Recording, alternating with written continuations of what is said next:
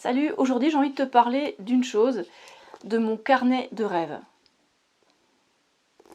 Alors pourquoi j'appelle ça un carnet de rêves? Est-ce que je raconte les rêves de la nuit? Non, c'est pas ça en fait, c'est pas ce genre de rêve là. Aujourd'hui je te parle des rêves dans le sens des choses qui nous font rêver pour la vie future. Et en fait j'ai eu l'idée de faire ce carnet de rêves en faisant du développement personnel. Et je me suis dit tiens, il y a quelques petites idées qui me plaisent bien, je vais les appliquer, ça me prend pas beaucoup de temps et ça me donne de la perspective pour l'avenir. Alors l'idée, c'était de faire le point sur sa vie et des objectifs qu'on a envie d'atteindre dans l'avenir. Ce que j'aime bien là-dedans, c'est que ça donne un peu de perspective, ça permet de voir comment on évolue, on progresse au fil des ans. Et en fait, je le remplis tous les quelques mois et je vois ma progression là-dedans et c'est assez rigolo de voir la manière dont je pensais il y a quelques années, comment je pense maintenant, comment j'ai évolué, comment j'ai modifié mes objectifs, comment je me suis adaptée en fait, et comment j'ai cru en moi de plus en plus grâce à ce genre de choses. Donc voilà, c'est assez rigolo et voilà, je vais te transmettre ma petite technique, c'est pas très compliqué. Il faut juste que tu prennes quelques minutes et que tu te mettes bien en face de toi-même, que tu sois bien honnête avec toi-même. Et en fait, je pense que ça permet d'avancer plus clairement dans la vie, avec un peu plus de clarté, quoi. Donc, je dirais même, peut-être ne pas écouter de musique pendant qu'on fait ça, il faut bien être concentré et ne pas avoir de distraction. Ça peut même être bien de couper le téléphone pendant qu'on fait ça. Ça prend pas beaucoup de temps, alors autant ne pas être interrompu, quoi. Et tout ce qu'il te faut, c'est un carnet, il n'a pas besoin d'être joli. Bon, s'il est joli, ben, tu peux peut-être le respecter un peu plus et pas le perdre. En tout cas, un carnet et au moins une couleur de stylo. Idéalement, 3 couleurs de stylo. Et c'est tout. Alors, ce journal des rêves, comment est-ce que je le constitue? Bon, déjà, il est très joli, donc du coup, j'écris joliment à l'intérieur. En tout cas, de temps en temps, je l'ouvre. On va dire tous les quelques mois. Voilà. Alors, je te montre pas ce qu'il y a dedans parce que c'est un peu personnel. En tout cas, j'ai mis quelques zones en flou parce que c'est assez personnel. Et en tout cas, là, tu vois la structure. Et maintenant, je vais te montrer comment je le remplis en pratique. Alors, admettons que ça, c'est une page de ce carnet. Donc, je te suggère d'utiliser des stylos de 3 couleurs différentes. Je vais commencer par écrire mon bilan en bleu.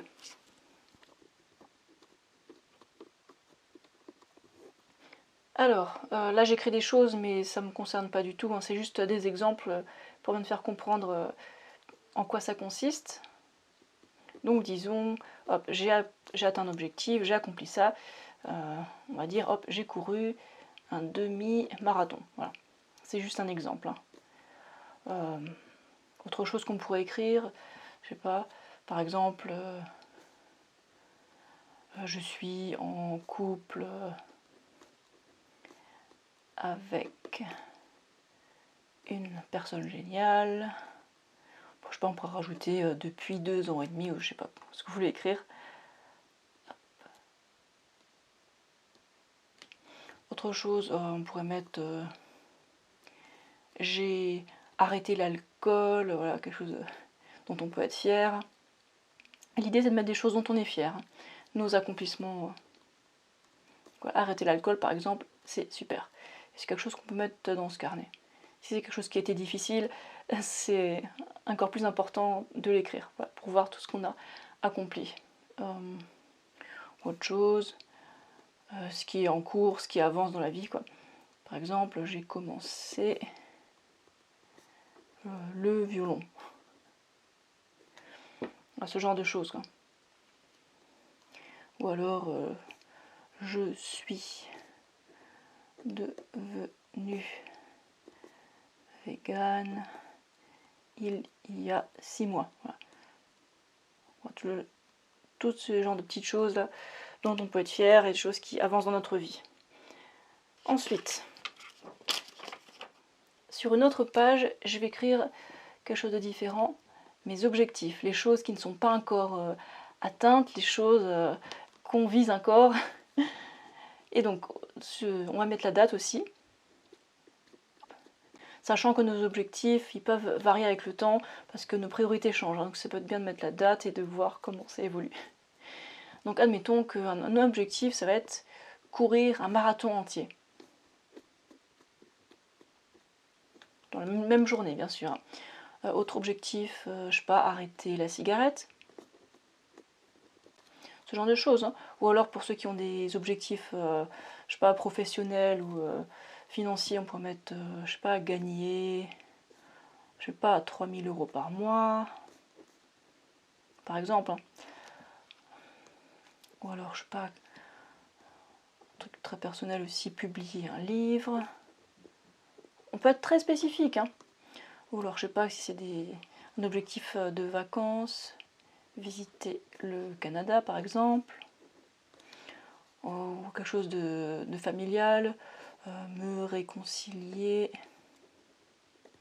avec, je sais pas, avec ma tante par exemple, ou alors, je sais pas, faire un truc un peu différent, faire du